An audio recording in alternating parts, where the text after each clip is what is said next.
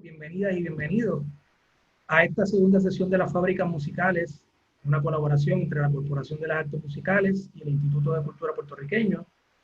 Las fábricas musicales son una serie de conferencias en línea, extensión de las fábricas culturales del Instituto de Cultura, que tienen como propósito el ayudar al desarrollo empresarial de nuestros músicos para que puedan aprender sobre distintas áreas de una empresa o negocio, desde los aspectos legales y administrativos hasta conceptos básicos de mercadeo. Yo soy Carlos Flores, director de los programas músicos sociales de la corporación y seré el moderador de hoy. Aprovecho esta intervención para compartir algunos trucos con ustedes para que puedan disfrutar lo mejor posible de esta conferencia. En primer lugar, la conferencia está siendo grabada, luego podrán acceder a la misma a través de nuestro canal de YouTube o en las redes sociales.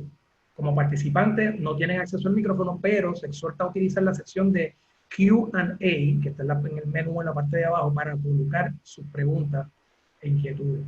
Pueden dirigirle estas preguntas a todos los participantes o directamente a nosotros. Una vez culmina la intervención de nuestro conferenciante invitado, pues procederemos a atender las mismas.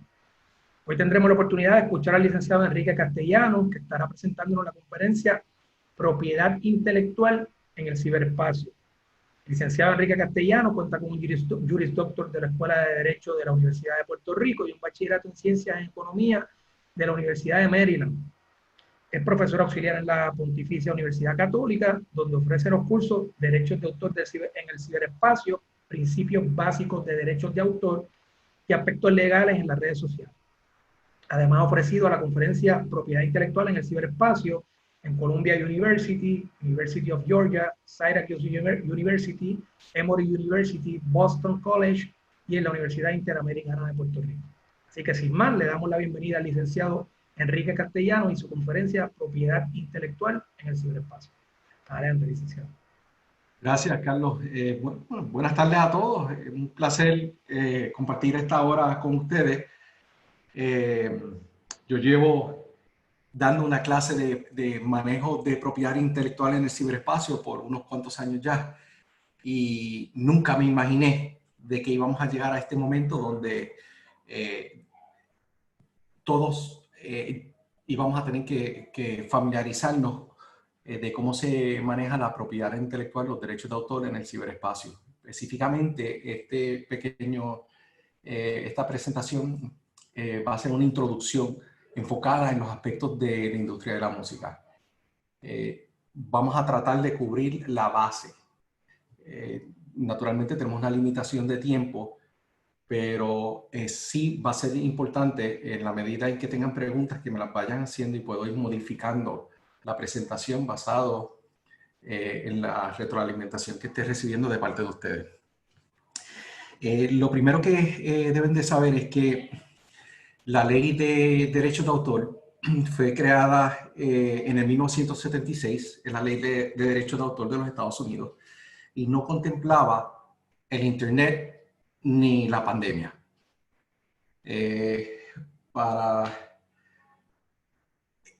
Eso de por sí solo pues, va a crear un problema porque existe una laguna entre la manera en que está articulada la ley y en la manera en que la practicamos, ¿verdad? Específicamente los derechos de autor. Por lo tanto, tenemos que ir a la jurisprudencia, a los casos que han ido interpretando la ley y no meramente ir directamente a donde la ley. ¿Por qué les digo esto? Es porque esta materia, para entenderla, se facilita si hay una instrucción, si alguien te la está enseñando. No es ese tipo de materia donde uno puede decir, déjame buscar qué es lo que dice la ley, lo voy a leer y lo voy a entender. Eso no va a pasar. ¿Por qué no va a pasar? Porque la ley de por sí sola es ambigua, no es completa y a veces puede ser deceptiva. O sea, ¿qué significa eso? Que, por ejemplo, tú lees la ley y piensas que significa algo cuando en realidad significa otra cosa. También puedes tener situaciones donde la ley tiene una oración y esa oración tiene un significado en particular, pero esa misma oración en otra parte de la ley tiene otro significado. Otra complicación sobre la ley de derechos de autor es que la ley no te define qué es un autor, no te define que son muchas cosas. O sea, que tienes que depender de leer los casos de los tribunales que interpretan la ley Y por lo tanto, encontrar esos casos y esa jurisprudencia de hacer sentido de todo esto es retante y requiere pues mucha dedicación y mucho enfoque, que la realidad es que si se lo pueden dar de una manera digerida y explicada de otra manera, pues quizás pueda ser una información que se pueda utilizar de una forma más pragmática. Les adelanto, como bien saben, hay más de una manera de explicar las cosas. Si, por ejemplo, le fueras a explicar a un niño qué es un círculo, pues le puedes decir, pues un círculo, si vas a utilizar una explicación matemática, un círculo es el área es igual al pi por el radio cuadrado. Eso ningún niño va a entender eso. Pero si le explicas al niño que un círculo es esto, ya lo entendió. Entonces, pues de igual manera, si podemos organizar el workflow de la ley de derechos de autor de una manera gráfica, de que sea, que esté alineada con los procesos, como se trabajan la música, pues quizás pues es más fácil entenderla y aplicarla. Por otra, antes de comenzar, lo que sí me gustaría decirles es que a mí me gusta decirle a los estudiantes míos que en el ambiente académico lo peor que te puede pasar si no entiendes la ley de derechos de autor es que puedes sacar una D o una F. Eso es lo peor que te puede pasar. En la vida real, lo que va a pasar es que no vas a ver las oportunidades que están al frente tuyo. Y además ¿verdad? de la pandemia y de la revolución del ciberespacio, hoy en día tenemos que saber cómo se manifiestan y cuáles son las reglas de juego que van a aplicar a toda esta propiedad intelectual que nosotros estamos creando y estamos utilizando todos los días. ¿Okay? Así que vamos a ir a lo básico, vamos a ir paso por paso y espero pues que puedan sacar algo de valor y que pueda transmitir estos conocimientos básicos. ¿Okay? Así que comenzamos. Lo primero que deben, básicamente esto, si están viendo la pantalla de la presentación, el asunto de la ley de derechos de autor lo que atiende es los usos de una obra que está protegida por la ley. ¿Okay? Y esa obra que va a estar protegida por la ley va a tener unos derechos exclusivos de autor, de la persona que creó la obra. Esos derechos exclusivos son exclusivos del autor, pero no son derechos absolutos. ¿Okay? Solo son, en principio, 5 derechos básicos del autor. Hay muchos otros usos de una obra que no van a requerir la autorización del autor de la obra o del titular de la obra.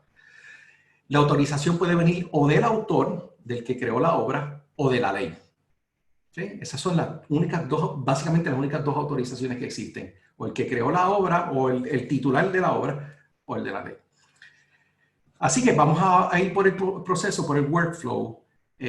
Nuevamente estamos yendo a lo básico. Esto va a aplicar, como vamos a ver un poquito más adelante, a los derechos de autor que se generan sobre una grabación musical y sobre la composición que está incorporada dentro de la grabación musical. Son 2 derechos exclusivos de autor que generalmente vamos a estar administrando en el sector de la industria de la música. Así que comenzamos. Pues el uso, como saben, pues viene del autor o viene de la ley. El uso no autorizado de uno de los derechos exclusivos de autor se considera copyright infringement. ¿Okay?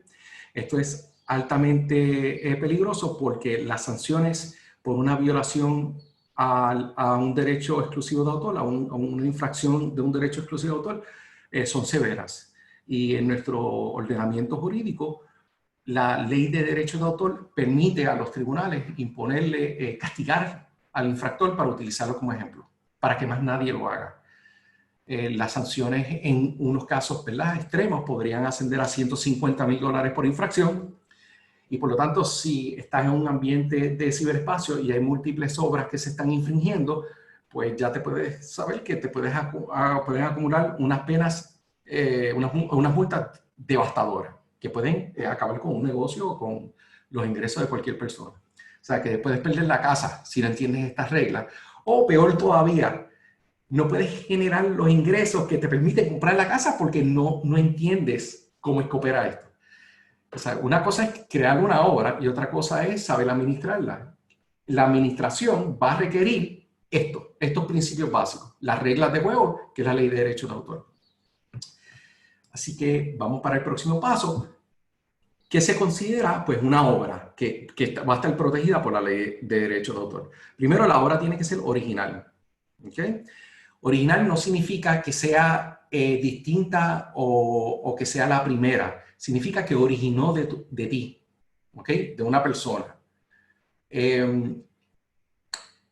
Este factor es bien importante porque si uno se está copiando de otra persona, pues no está originando de uno y por lo tanto uno va a estar infringiendo un derecho de autor. Lo otro es que la obra debe tener un grado mínimo de creatividad. No tiene que ser, no tiene que ser una obra maestra, puede ser algo sencillo. El Supremo ha interpretado de que pues un grado mínimo es suficiente para generar un derecho de autor. Específicamente estamos hablando sobre las grabaciones y las composiciones. El otro elemento necesario para que exista la obra que va a estar protegida es que esa obra tiene que estar fijada en un medio tangible, un medio físico. Puede ser en un papel, puede ser una grabación, puede ser en un archivo, puede ser en cualquier lugar, pero tiene que estar fijo. Si lo tienes en tu mente o si lo hablaste, eso de por sí solo no va a generar un derecho de autor. Esto es bien importante porque a veces vamos a estar transmitiendo cosas en vivo o vamos a estar contribuyendo una idea a una obra, pero si la contribuimos de una manera, no necesariamente se puede considerar que se está contribuyendo algo que va a estar protegido por la ley de derechos de autor porque no está fijado. O sea, si tú dices, quiero...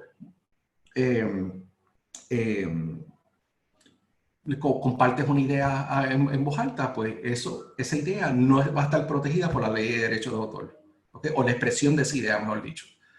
Si la documentas en un medio físico, pues entonces sí va a generar la protección. Así que están esos dos requisitos, que sea original y que sea fijada. ¿Okay? Este factor, el segundo componente de la fijación, de que esté fijada por un periodo más allá de duración transitoria. Eso significa que si, por ejemplo, yo estoy transmitiendo esto en vivo y no se está grabando en ningún ordenador, pues no se está fijando la presentación y por lo tanto esta transmisión no genera un derecho de autor. Estos son principios básicos, obviamente hay que examinarlos de caso en caso. Para todos los efectos prácticos, lo que deben de conocer es que tienen dos elementos necesarios, que la obra sea original y que esté fijado en medio tangible de expresión. ¿Okay? Nuevamente enfocado en que estamos hablando sobre una composición y la grabación de la composición, esos dos derechos, esas dos obras que van a estar protegidas por los derechos de autor. Bueno, pues ya sabemos, vamos al próximo paso, donde tenemos la obra que está protegida por los derechos de autor. ¿Qué significa eso? Pues significa que va a tener estos 5 derechos exclusivos. Para efectos de este taller, vamos a limitarlo a estos 5 derechos. Uno es reproducir esa obra, otro es ejecutarla públicamente, el otro es exhibir esa obra públicamente, el próximo es la distribución pública de esa obra y hacer obras derivativas. O sea, vamos después a definir cada uno de estos derechos exclusivos porque se manifiestan de una manera distinta en el ciberespacio. Tradicionalmente, si uno reproduce un libro y le sacas fotocopia, pues tú vas a tener 2 libros. Pero si suponemos de que tú envías un archivo por el internet a una persona y borras tu copia, o sea que solo se queda una, para propósitos de la ley de derechos de autor se considera que hay una reproducción, aunque siempre se quedó una obra. ¿Okay? O sea, que reproducir no es crear más de una obra. Reproducir significa crear una obra nueva. Si le enviaste el archivo a una persona y esa persona descargó ese archivo, pues ese archivo está fijado en su computadora y por lo tanto generó un derecho, una copia nueva. ¿Ok? Así que estos son los 5 derechos exclusivos de autor. Al principio quizás no se van a ir, esto es como todo. Mientras uno se va familiarizando con esos derechos exclusivos, de aquí a unas semanas o a unos meses se van a dar cuenta que se los van a saber de memoria, porque los van a estar viendo ahora cuando empiezan a leer los términos y condiciones o se suscriban a un servicio o van a distribuir. Por ejemplo, les voy a adelantar ahora un ejemplo de cada uno, ¿verdad? Aunque les dije ya de reproducción. En el caso de la música, si tú estás comprando una grabación a través de iTunes o a través de Amazon, donde la estás descargando, pues hay una reproducción. Si esa grabación o ese MP3 o MP4 lo estás transmitiendo, ¿verdad? A través de, por decir, de Pandora, pues lo estás ejecutando públicamente, o Pandora lo está ejecutando públicamente. Cuando tú ves un video musical en YouTube, pues YouTube está ejecutando públicamente ese video al público. Si tú vas a exhibir una fotografía en las redes sociales, pues eso es una exhibición pública y por lo tanto un derecho protegido del derecho de autor. Si lo vas a, por ejemplo, si tienes una grabación y quieres que esté en disponible en todos los portales, en Amazon, en YouTube, en Spotify, no necesariamente, disculpen, no Spotify, pero en cualquier lugar donde va a estar a la venta, pues se puede considerar que es un acto de distribución. Si esa canción la vas a hacer un remix, o si la vas a cambiar de género, o si la vas a cambiar, la vas a traducir, pues esa traducción, esa grabación nueva, ese remix se considera que es una obra derivativa. Cada uno de esos derechos de usos, esos usos requieren autorización del titular o de la ley. Continuamos. Las autorizaciones del titular se consideran a lo que llamamos comúnmente licencia.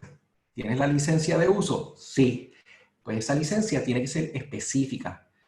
Tiene que estar expresamente en la licencia el uso específico. Si te dieron o otorgaron un derecho para reproducir la obra, pues eso significa que solo puedes reproducirla. No la puedes transmitir, no la puedes distribuir, no la puedes exhibir, no puedes hacer obras derivativas. O sea, solamente es el uso que está autorizado expresamente en la licencia, el uso que le puedes dar. ¿Okay? Entonces, ¿quién se considera el autor de la obra?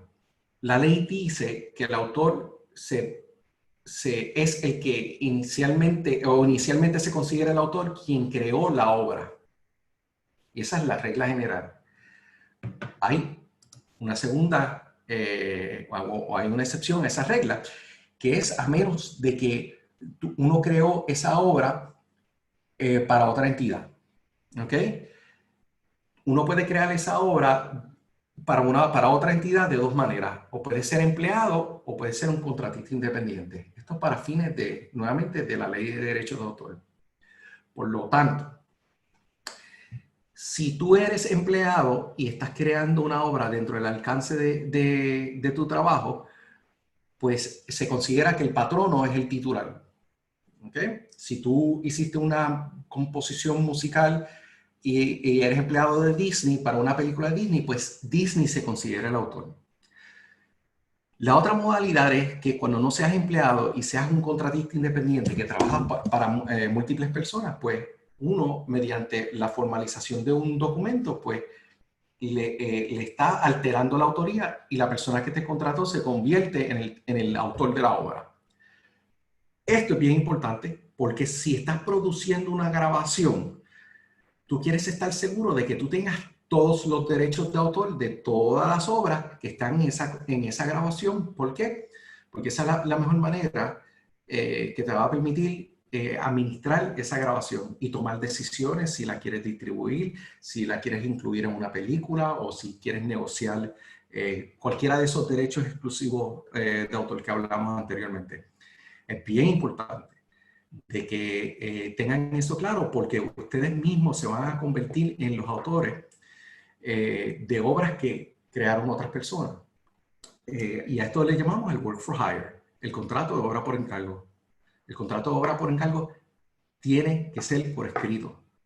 Si alguien está trabajando en su producción y está haciendo o arreglo o ingeniero o produciendo o cantando, asegúrense de que firmen un contrato de obra por encargo para que ustedes retengan el derecho de autor sobre esa obra, sobre la totalidad de la obra. Si no fuese el caso, tienen que pedirle el consentimiento a todo el mundo que participó para entonces estar tomando decisiones si van a dar derechos exclusivos, etcétera, etcétera. O sea, no es una manera práctica de administrar una propiedad intelectual. Importante, nuevamente, tiene que ser por escrito.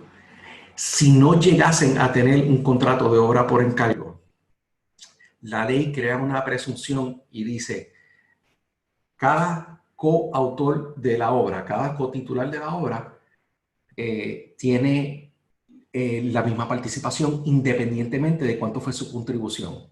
O sea, si dos personas crearon una canción y una persona hizo 95% de la canción y otra hizo 5%, en ausencia de un acuerdo escrito entre las partes, pues ambos son dueños por partes iguales del derecho de autor. Naturalmente, eso no es una manera práctica de hacer negocio. Esto pasa todos los días, que se cometen errores, que no se llegan a esos acuerdos, sale la producción al mercado, la producción es un éxito gigantesco y que va a hacer todos los que participaron. Espérate, a mí me toca mi parte. O sea, va a crear un escenario bien problemático y no vas a poder, monetizar y explotar comercialmente la obra, pues, de la manera en que deberías de hacerlo, ¿verdad? Así que si se pueden llevar algo con ustedes hoy, deberían de llevarse eso. Todo por escrito. La informalidad en la ley de derecho de autor es tu enemigo. ¿Ok? La formalidad es tu amigo. Siempre que seas informal en el proceso, tarde o temprano te va a crear un problema. ¿Ok? Entonces, vamos a resumir aquí en la industria de la música los dos derechos principales de autor, ¿verdad? Uno es la grabación y el otro es la composición. Cada uno de estos derechos exclusivos de autor, de estas obras, van a tener esos 5 derechos exclusivos. Las grabaciones, generalmente las gerencia el sello discográfico. Ellos se encargan de las grabaciones. Las composiciones son las casas editoriales, ¿okay? El publishing. O sea, básicamente son estas dos entidades que administran respectivamente cada uno de esos derechos exclusivos de autor. Esto es la manera tradicional en que opera la industria de la música. Eso no significa de que uno pueda hacer su propio sello discográfico y su propia editorial. Si ese fuese el caso, pues eso significa que uno es el que va a estar dando las autorizaciones de reproducir la composición, de reproducir la grabación, de ejecutarla, etcétera, etcétera. El que tenga el derecho de autor y el que esté administrando cada uno de estos, pues, es el que tiene la gerencia sobre esos derechos de autor. ¿Okay? Cuando tú firmas con un sello disquero, pues ellos a cambio le dicen, bueno, dame, yo te voy a administrar la grabación a cambio de pagarte una regalía. Igualmente con las casas editoriales. Puede que te den un adelanto o no, un adelanto de regalías, pero te dicen, déjame a mí administrar tu catálogo porque yo como casa editorial puedo conseguir de que un artista famoso grabe una canción tuya o a mí me llaman de las películas y puedo incluir una canción tuya en una película, etcétera, etcétera. O sea, que ellos, cada sector, ¿verdad? Los sellos discográficos y las editoriales se prestan para comercializar esos derechos de autor. Como estamos en el Internet, en el ciberespacio, es bien importante de que sepan de que para propósitos de la grabación y para propósitos de la composición debe de existir un código que identifica esa grabación en particular y esa composición en particular. En el caso de la grabación es un ISRC code, un International Sound Recording Code. Eso significa que cada grabación pues, va a tener como si fuera una especie de seguro social para que el sistema sepa, pueda identificar la grabación y pueda identificar quién es el titular y a quién pagarle el dinero, la regalía que está generando esa grabación. De igual manera, sobre la composición va a tener lo que se llama un International Standard Music Work Code, que es un ISWC. Esos códigos van a identificar la composición. Son bien importantes. A ambos casos, en el ISRC y en el ISWC, se consideran lo que llamamos metadata. Esta metadata, nuevamente, es lo que permite uno asociar ese contenido de derecho de autor, ese derecho de autor con a quién es el que lo está, a quién es el titular o el dueño o el quien lo está administrando. Así que quiero que tengan eso pendiente porque el mero hecho de uno distribuir algo por el Internet no significa de que uno va a empezar a poder monetizarlo. ¿Okay? Esto es bien importante. ¿Cómo se consiguen estos números? No es muy complicado. Muchos servicios de distribuidores, ¿verdad? O de agregadores, como CD Baby, o CD Now, etc. Te dan ese número en el caso de las grabaciones. ¿Okay? Ese número es extremadamente importante para uno asegurarse de que uno vaya a cobrar. Como les mencioné nuevamente, se los voy a mencionar 500 veces. La informalidad es tu enemigo. La formalidad es tu amigo. Tienen que tener ese número. Nada puede salir al público, nada puede ser distribuido, a menos de que tenga un ISRC o un ISWC. ¿Okay? En el caso de los ISWC, usualmente el PRO, donde uno se va a afiliar como compositor o como editora, pues te va a asignar ese número por cada composición cuando uno la vaya a registrar. Pero después, si nos da tiempo, pues les puedo dar un ejemplo de cómo se hace eso. Pues entonces, pues vamos a repasar los derechos y cómo se manifiestan en el Internet para fines de la grabación y para fines de la composición. Como les mencioné, reproducciones crean una copia nueva en su totalidad o parcialmente. O sea, si tú copias parte de una obra, ya estás infringiendo, sin autorización del titular, le estás infringiendo su derecho de autor. No tienes que copiarla entera. O sea, que puede ser la obra entera o parte de la obra. Lo otro es de que estás creando una copia nueva. ¿Okay? Como les mencioné, si yo te envío por correo electrónico un archivo y tú recibes ese archivo y lo descargas, le haces un download a tu computadora, pues se considera que hay una reproducción. Cuando tú compras un tema en iTunes o en Amazon, pues se considera de que hay una reproducción porque se está descargando y se está fijando en tu computadora. Si les damos el ejemplo, por ejemplo, de YouTube o de Netflix, que están transmitiendo ese contenido audiovisual, pues no hay reproducción porque nunca se queda fijado en tu ordenador, en tu computadora. ¿Ok? Por lo tanto, Netflix y YouTube, ¿qué es lo que están haciendo? Están transmitiendo ese contenido, no lo están reproduciendo. La licencia que Netflix y YouTube necesitan es una licencia de ejecución pública, que lo vamos a ver un poquito más adelante. Entonces, vamos a ver la reproducción. Pues regresamos a los dos derechos exclusivos, el de la grabación y el derecho exclusivo sobre una composición. Como ya les mencionamos, pues las discográficas se encargan de gerenciar y administrar las reproducciones de la grabación. Y las reproducciones sobre las editoriales, pues se encargan las casas editoriales, los publishers. En el caso de las casas editoriales, hay que profundizar un poquito más para efectos de la reproducción. Cuando tú estás reproduciendo una composición en una grabación de audio nada más, esa reproducción se considera una reproducción mecánica.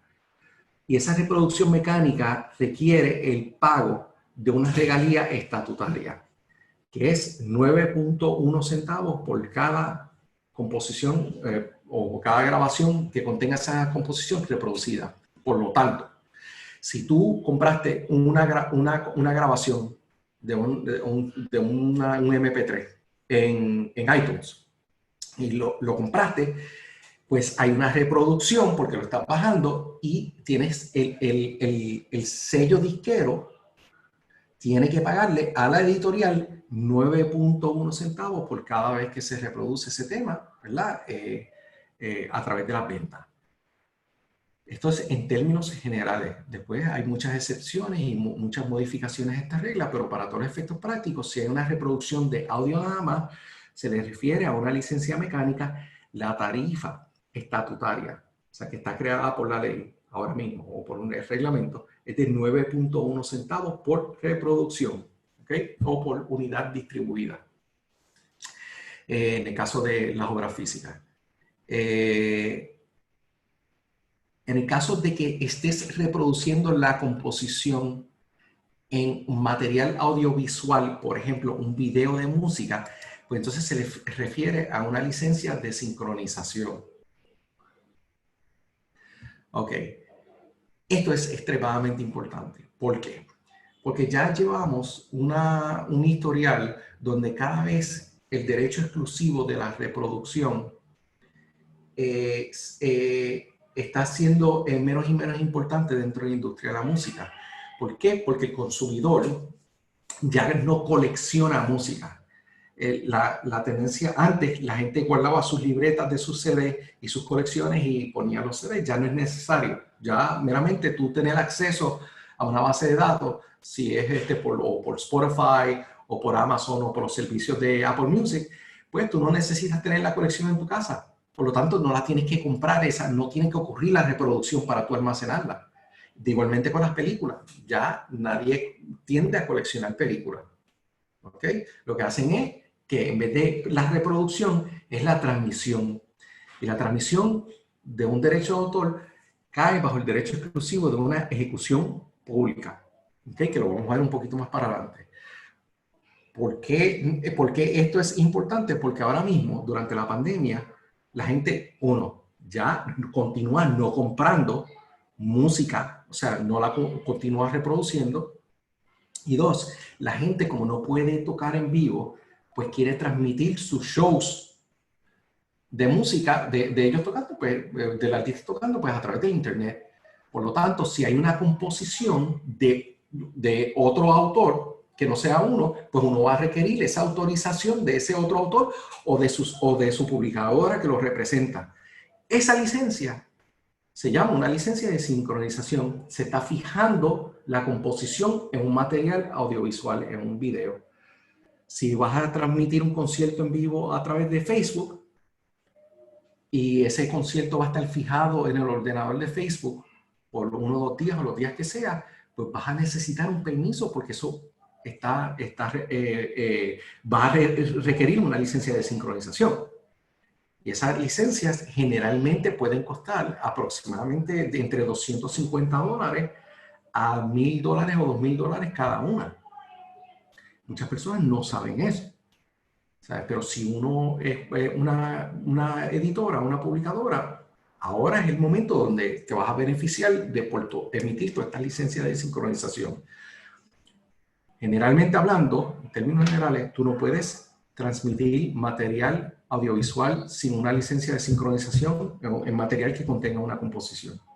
Si tú vas a hacer un video musical de una composición de otra persona, necesitas esa autorización de esa otra persona a través de una licencia de sincronización. No sé si es mucha información lo que estoy hablando, estoy muy consciente de eso. Y a veces pues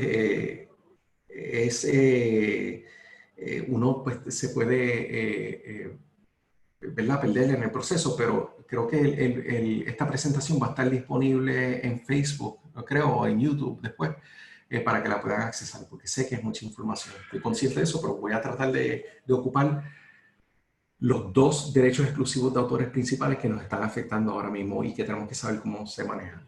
¿Okay? Pues básicamente es eso. Para efectos de la grabación necesitamos una autorización del sello discográfico o de la persona que sea titular de la grabación, y el de la composición, pues necesitamos, dependiendo de cuál sea el uso en específico que estemos utilizando. Si vamos a utilizar esa composición nada más en una grabación, pues pagamos la tarifa estatutaria de los 9.1 centavos a la casa editorial. Pero si hay un video musical, si hay material audiovisual, pues necesitamos entonces una licencia que va a ser un poquito más cara. ¿Ok? Entonces, pues vamos a definir qué es ejecución pública. Si ven acá arriba, entre los 5 derechos exclusivos de autor, hace 2 décadas atrás, el derecho más importante era el de la reproducción, como les mencioné, porque la gente consumía la propiedad intelectual, la música, como un producto. Ya no es un producto. Ahora la gente lo consume como un servicio. Transmíteme la obra, cuando yo la quiera escuchar en mi dispositivo, pues le doy play y instantáneamente la estoy escuchando como si la tuviera almacenada. ¿Ok? Nuevamente, ha sido una transformación. Muchos modelos de negocio antiguos, por ejemplo, no sé si se acuerdan del caso de Blockbuster. Blockbuster alquilaba las obras, las películas. Pues el alquilar es una distribución de esa película. Ya eso también desapareció, porque la gente no necesita montarse a un carro para ir y esperar 3 horas en que alguien devuelva la película en Blockbuster para verla, porque ya la puede ver a través del internet inmediatamente.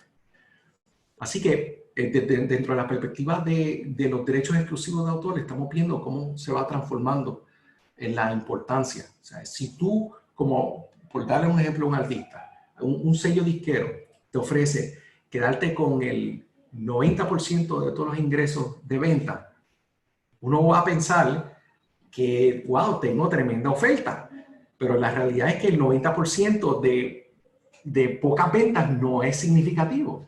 El valor está en la ejecución pública, principalmente hablando, o sea, en la transmisión.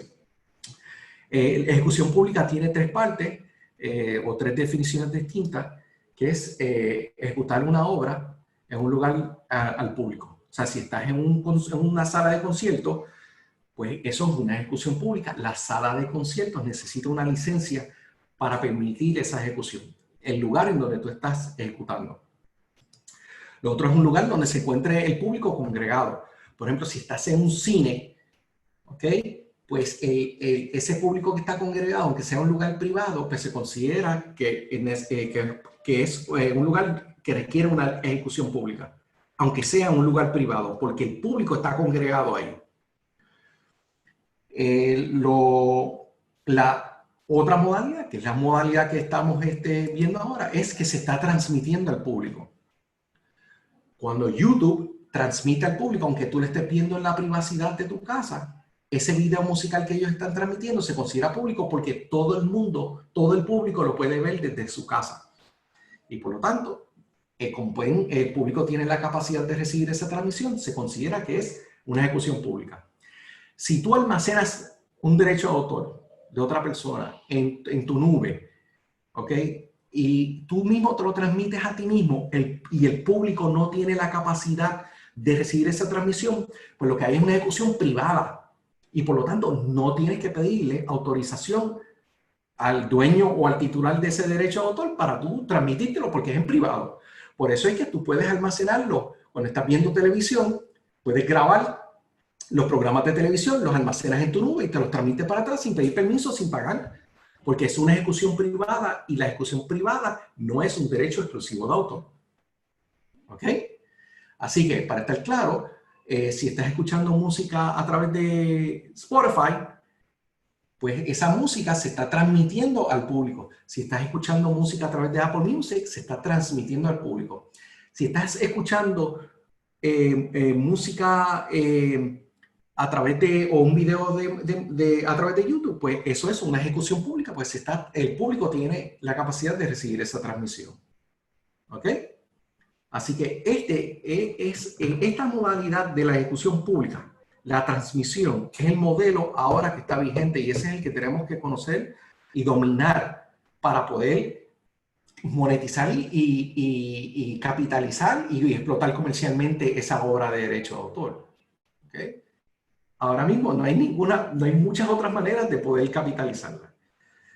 ¿Okay? Así que vamos a ver los ejemplos de cómo se manifiesta esa transmisión o, mejor dicho, ejecución pública en la grabación y en la composición. Lo primero que deben de conocer es que el derecho para transmitir digitalmente una grabación solo aplica a las transmisiones digitales. Lo estoy diciendo en términos generales para hacer una distinción. Tradicionalmente, en un mundo terrestre, o sea, una emisora de radio, que si tú estás escuchando, la emisora de radio no necesita pedir permiso para transmitir la grabación. ¿Ok? Si lo está transmitiendo a través, y lees la música que te escuchas a través en tu carro, ¿verdad? Que estás sintonizando a través de las ondas radiales, no necesitan un derecho exclusivo, no una licencia, porque no existe un derecho exclusivo para transmitir una grabación. ¿Ok? Ahora, si esa misma grabación se está transmitiendo digitalmente, pues entonces sí va a requerir una autorización. ¿Ok? Del titular del derecho de autor, o en este caso, si es el sello disquero. Sin embargo, las composiciones que están dentro de la grabación, sí necesitas una autorización para transmitirla, sea a nivel terrestre o a nivel digital. O sea, si estás escuchando por radio terrestre en tu carro, pues la emisora que está transmitiendo ese contenido necesita una licencia de ejecución pública sobre esa composición. Y de igual manera, si lo están transmitiendo digitalmente, sea en YouTube, sea en cualquier Spotify, Pandora, SiriusXM, todas necesitan una licencia de ejecución pública. Toda transmisión de una composición digital requiere una licencia de ejecución pública. Vamos a elaborar un poquito más sobre esto. En el caso de las grabaciones, para transmitirlas digitalmente, pueden ser de dos maneras. Una, es a través de Sound Exchange, que Sound Exchange va a emitir licencias de ejecución pública para transmitir esa grabación a través del Internet y cobrar las regalías y distribuírselas al titular. O sea que si tú tienes una grabación y tú la registras en Sound Exchange, que va a tener el ISRC, el código, ¿verdad?, de esa grabación, y Sound Exchange va a recibir las regalías de todo el mundo que transmita esa obra y te las va a pagar a ti. Cuando digo todo el mundo, son en las 4 categorías que supervisa Sound Exchange. No son todas las transmisiones. ¿Okay? Las 4 categorías principales de Sound Exchange son unos radios satélites, que es SiriusXM. 2, la próxima categoría son las transmisiones interactivas, como es Pandora, donde tú no escoges el orden de las canciones. Tercero, la tercera categoría que cubre Sound Exchange es el simulcast, que es cuando una emisora de radio terrestre simultáneamente transmite a través del Internet. Y la cuarta categoría es cuando en cable TV, hay ciertos canales de cable TV que solo transmiten música. Esos canales que están de jazz y de número 500, 700 y pico, pues esos generan esas regalías a través de Sound Exchange. Sound Exchange les da las licencias, le cobra por eso y se lo paga a los usuarios. Para las 4 categorías que si no caes dentro de esas 4 categorías, como el caso de Spotify o como el caso de YouTube, pues tienes que negociar directamente con ellos a través de algún tipo de autorización. ¿Okay? Voy a estar, casi estamos al otro lado, pero en el caso de las composiciones, las licencias de ejecución pública las cubre los PROs, que son los Performance Rights Organization, que son ASCA, BMI, CSAC y en el caso de Puerto Rico Assembla, que son los que autorizan las transmisiones digitales de la composición que está dentro de la grabación. Sé que es mucho, pero sí, estamos abiertos ahora para preguntas y para que deben de haber. en la medida que se las puede ir aclarando, aquí estoy. Tremendo, Castellano. Muchas gracias por este super briefing de lo que es el tema, porque yo sé que está tratando de cubrir un montón en este poquito tiempo, pero tenemos unas cuantas preguntas, vamos directamente a ella. Michelle Sotomayor, colega, saludos Michelle, ella escribe, entendía que la licencia mecánica tenía dos tarifas, una, la física, que es el CD, y es a 9 centavos por tema, pero el download, ella entiende que era a 25 o algo así. Tiene... Sí, hay distintas tarifas dentro de la mecánica. Cierto es, de hecho, toco en términos generales, cuando digo, para no entrar, ¿verdad? Exactamente, porque sí es cierto que hay distintas tarifas dependiendo de cómo ocurre la descarga. Lo importante es que sepan de que son tarifas estatutarias, eso significa que no se negocian entre las partes. Se paga lo que la tarifa que exista. Lo que sucede luego de eso, de ese proceso, es que se negocian limitar el pago de esa tarifa estatutaria a unas tarifas reducidas. Y eso lo que le llaman es la tarifa, una tarifa controlada, ¿okay? Es reducida. Pero sí, para todos los efectos prácticos hay múltiples, o sea, podemos estar hablando de múltiples tarifas para efectos de la mecánica. Igualmente, Michelle pregunta que si esta licencia mecánica o sincronización se sacan anual, o cómo se manejan a través del tiempo, cómo funciona. ¿Cómo se paga? Si hay que sacarla anual, si hay que renovarla, ¿cómo funciona sí, la licencia? todo el tiempo, o sea, de hecho, pues, por ejemplo, en el caso de una licencia de sincronización, pues tú vas a hablar con la publicadora. Si tú entras a las páginas de las casas editoriales, tú entras y tú buscas Sync License. Y pues ahí te va a decir, bueno, ¿qué es el uso que estás proponiendo? Si es una sola transmisión, o si por 3 meses, o si es por 6 meses, un año, o a perpetuidad. Naturalmente, mientras más tiempo quieras utilizar la licencia de sincronización, pues más cara te va a salir. De igual manera, todo depende del alcance geográfico. Si quieres utilizar una licencia para Puerto Rico y los Estados Unidos, pues te va a costar algo, pero un cierto X número. Si la vas a utilizar para el resto del mundo, pues te va a salir mucho más cara. Mientras más quieras prolongar el uso y más quieras abarcar, más costoso va a ser.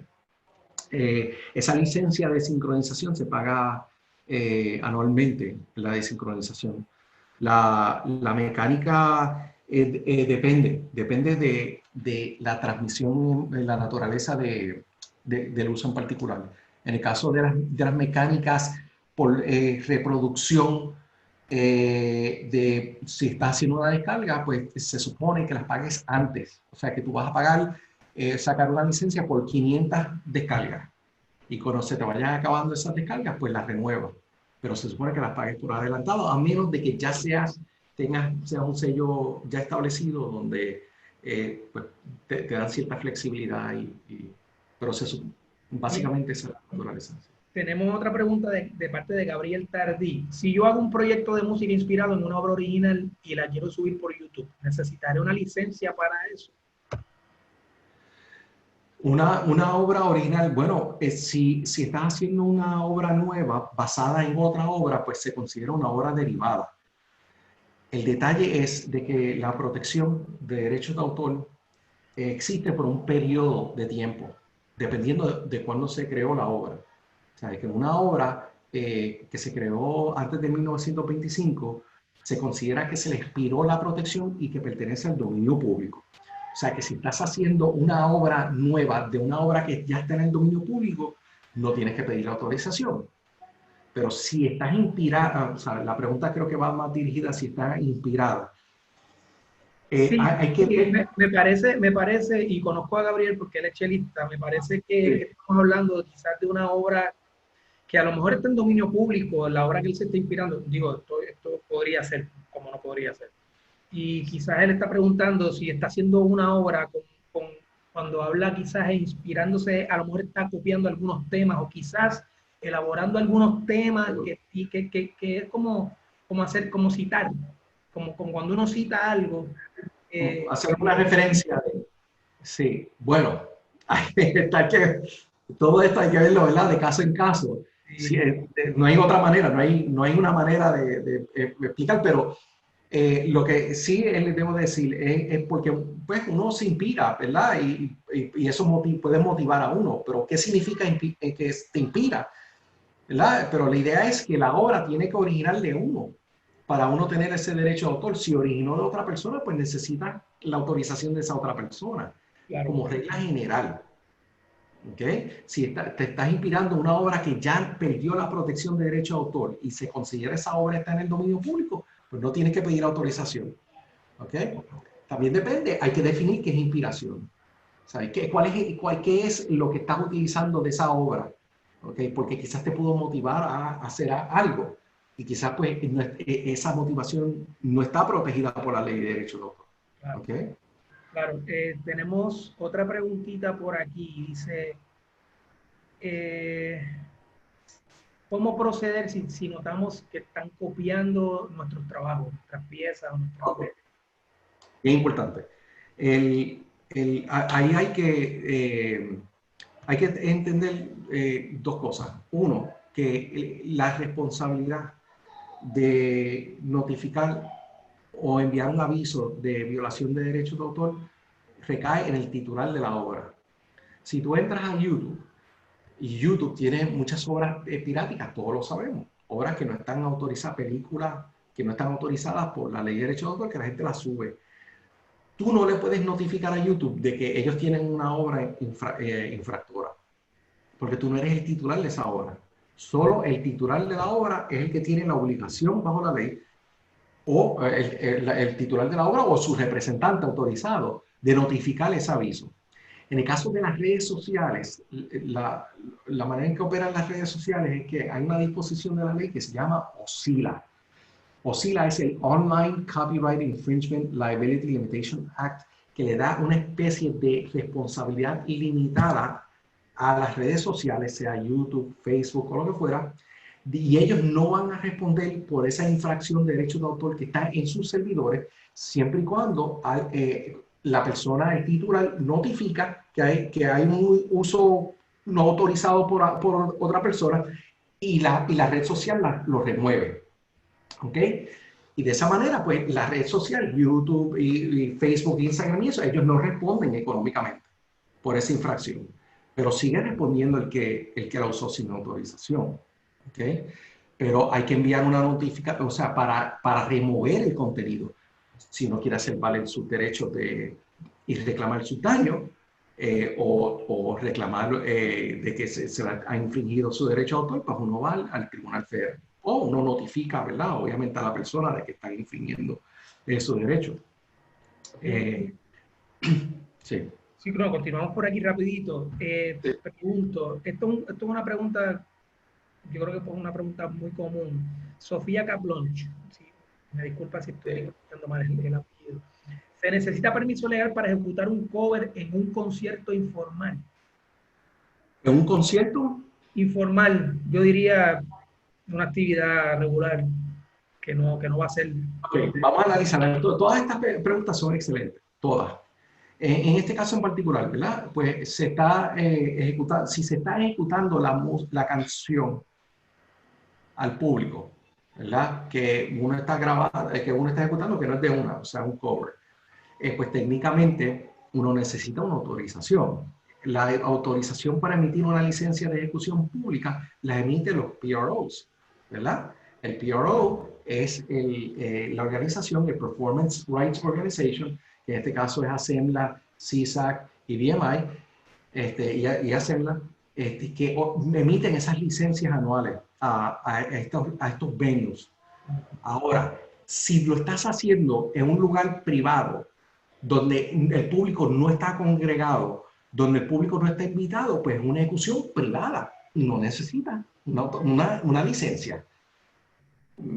Por eso es importante la distinción, ¿sabes? La ejecución pública, la transmisión tiene que ser al público para que esté protegida por la ley de derechos de autor. Si Licenciado, te pero está, en este caso, por ejemplo, y yo me imagino que debe ser algo así la situación de la persona que pregunta. si es una banda de covers y está Sí. en un sitio público, ¿verdad? Lo conocemos como un negocio en donde está tocando la banda y un sitio público abierto. Sí. Quizás en este escenario funcionaría de la misma manera. Bueno, el local, sea el restaurante o el venue, tiene que tener una licencia de ejecución pública. Si van a estar transmitiendo música en vivo, o sea, perdón, si van a estar ejecutando música en vivo a Porque la persona. pasa mucho con los tributos. Hacen tributos a Van Halen, hacen tributos a cualquier banda de rock. Exacto. Hacen Lo que ¿Cómo funciona aquí? pasa mucho. Lo que pasa es que ahora mismo no está pasando, porque no hay, la gente no se está congregando en un lugar público. Y lo que están haciendo es, pues, tratando de transmitirlo a través del Internet. Eso, si lo estás transmitiendo en conjunto con una imagen audiovisual, pues requiere una licencia de sincronización, además de la licencia de ejecución pública. Para todos los efectos prácticos, Facebook y YouTube tienen sus licencias de ejecución pública. Lo que ellos no pueden tener son las licencias de sincronización, porque ellos no pueden anticipar quién va a querer sincronizar una composición con qué video, ¿sabes? No tienen manera de hacerlo. Pero todas las plataformas en general tienen licencias de ejecución pública para transmitir música, las composiciones a través de sus servicios. Bien, aquí Lefty Millán, saludos Lefty, nos pregunta, hice un video de un arreglo de jazz y lo publiqué en YouTube. ¿Tengo problemas? Bueno, les voy a explicar cómo funciona YouTube. En el caso, por ejemplo, de YouTube, el titular de la grabación o de una composición puede, lo que sucede es que ellos vienen y suben lo que se llama sus propiedades musicales, sus musical assets, a YouTube y les dice a YouTube, si alguien está haciendo un cover de mi canción o está utilizando mi grabación, quítalo o lo puedes dejar y lo que monetice, lo que genere ese video, ¿verdad? Me lo pagas a mí. ¿Ok? O sea que el titular tiene la opción de decidir si va a dejar o no ese contenido. En el caso, por ejemplo, de una obra de jazz, vamos a suponer que es una obra de Johnny Coltrane y está registrada los derechos de John Coltrane y está registrada los derechos de él. Quizás la casa editorial dice, yo quiero que todo el mundo grabe, yo quiero crear una comunidad a través de esta obra y por lo tanto lo voy a permitir. Y lo voy a permitir. Ahora, lo que genere cada video, lo voy a cobrar yo. Bien, estamos corriendo un poquito cortos, estamos cortos de tiempo, pero vamos a extenderlo algunos 3 o 4 minutos para ver si podemos cubrir las demás preguntas que quedan aquí. ¿Seguro? Sí, vamos a... Gregory Rodríguez pregunta, en obras compartidas, por ejemplo, entre un artista y otro, cuando se comparten editoras 50-50, ¿significa que ambos tienen derecho de autor sobre la obra? Buena, tremenda pregunta, Gregory. Esta tremenda pregunta. Saludos a Gregory. No necesariamente, porque básicamente el split, o sea, se puede considerar, dependiendo de lo que se acordó, un revenue sharing, ¿ok? Donde estás compartiendo las ganancias. O sea, la obra es mía, yo la quiero compartir con el 25%, te voy a dar el 25% de lo que genere esa obra a ti, del 25% al 30% al otro, pero el título del derecho de autor sobre la obra en su totalidad lo puedes retener en una parte. No necesariamente significa, a menos de que las partes lo acuerden, que van a ser cotitulares en la obra. Bien. A ver si tengo por aquí algunas otras preguntas. ¿Se puede utilizar un fragmento de una canción para fines de promoción en redes sociales de producciones artísticas, digamos como teatro, corto, etcétera?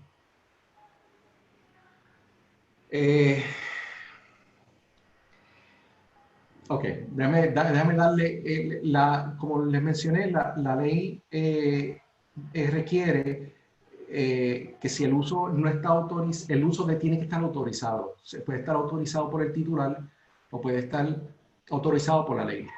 La autorización de la ley tradicionalmente recae en una doctrina que se llama el uso justo, el fair use. Esa doctrina requiere el análisis de 4 factores. Los 4 factores, bueno, el primero es el propósito y el carácter del uso, el segundo es la naturaleza de la obra, el tercero es la cantidad y sustancia, y el cuarto es el efecto en el mercado, ¿verdad? Dependiendo de cuáles son las circunstancias, por ejemplo, si estás promoviendo una actividad quizás escolar o sin fines de lucro o de otras razones, pues quizás se pueda argumentar de que el uso está autorizado por la ley. ¿Okay? Hay que verlo de caso en caso. No hay manera de uno decirle esta regla de oro, si utilizo 5 segundos es el uso justo y si uso más necesito autorización. No hay manera de llegar a esa conclusión. Hay que ver la totalidad de las circunstancias.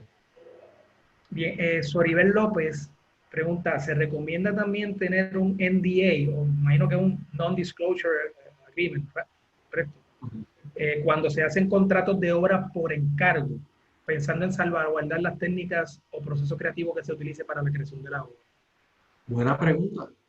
Estoy bien impresionado con las preguntas de todo el mundo. O sea, que si incluir una cláusula de confidencialidad, yo creo que sí, pero en algún momento uno va a tener que divulgarlo al US Copyright Office cuando uno registra el derecho de autor. De hecho, déjeme aclararle. La US Copyright Office, la oficina donde uno puede registrar un derecho de autor, no genera el derecho de autor, solo lo publica. O sea, la protección de derecho de autor existe inmediatamente de que la obra está fijada en un medio tangible de expresión.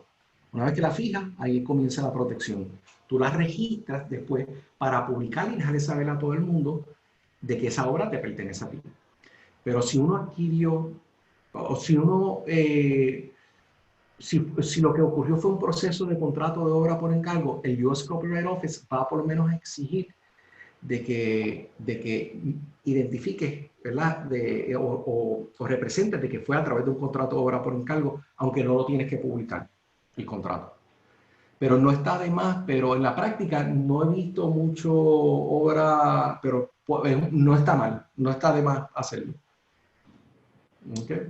Bueno, licenciado, nos hemos quedado sin tiempo y lamentablemente vamos a tener que dejarlo aquí. Así que Sí. le damos las gracias por su tiempo y por traernos tan importante tema a la hora de pensar en desarrollar algún plan dentro de la industria de la música, ¿verdad? Además, muchísimas gracias a todos los que se han conectado. Sin duda, esta conferencia ha sido magnífica para continuar lo que son las fábricas musicales, en donde buscamos brindar herramientas para el desarrollo de todos los músicos puertorriqueños en la industria de la música. Así que aprovecho para invitarles a la tercera conferencia en línea titulada Mercadeo Digital para Músicos. Va a estar muy interesante, la va a ofrecer Naret Martínez y Rubén Morales y se llevará a cabo el próximo miércoles en este mismo horario, de 6 a 7. Y nuestro amigo Julio compartió por el chat el enlace, que ya pueden ir registrándose y para que puedan disfrutar de lo que son las conferencias de la fábrica musical. Así que me despido, gracias por compartir su tiempo con nosotros, licenciado, y espero vernos el próximo miércoles a esta misma hora en la fábrica musical de la Corporación de Arte Musical. Así que buenas noches. Muchas gracias y buenas noches a todos. Y su contacto, licenciado, nos están pidiendo su contacto por ahí. Mi contacto sería la letra E de Enrique, Castellanos, @eaclaw.com. Que yo creo que sería bueno repetirlo para aquellos Seguro. Castellanos, con ese al final, @eaclaw.com, eaclaw.com. Espero que de todos modos nos pueden escribir al email kflor. Sí, Sí, no sé si lo pusieron. Sí, está correcto. Está en el chat, así que todos los interesados, ahí está el contacto del licenciado. Cualquier duda o pregunta que tengan o alguna consulta, ¿verdad? Del licenciado. Creo que... Sí, seguro, en confianza. Nuevamente me despido. Si hay algo que quiero que se lleven con ustedes, es que tengan este concepto bien claro. La informalidad es tu enemigo. Estás administrando propiedad intelectual, ténganlo todo por escrito. ¿Ok? Si no está por escrito, lo más probable es que no te va a beneficiar, no vas a poder monetizarlo, no vas a poder coger las porciones correctas que te corresponden en ley. ¿Ok? Así que nada, mucho éxito y mucha suerte y sigan con el desarrollo empresarial, ¿verdad? Que tan importante es hoy en día más que nunca. Tremendo, licenciado. Muchísimas gracias. Bueno, buenas noches a todos. Seguro. Nos vemos la próxima semana. Gracias. Muchas gracias. Okay.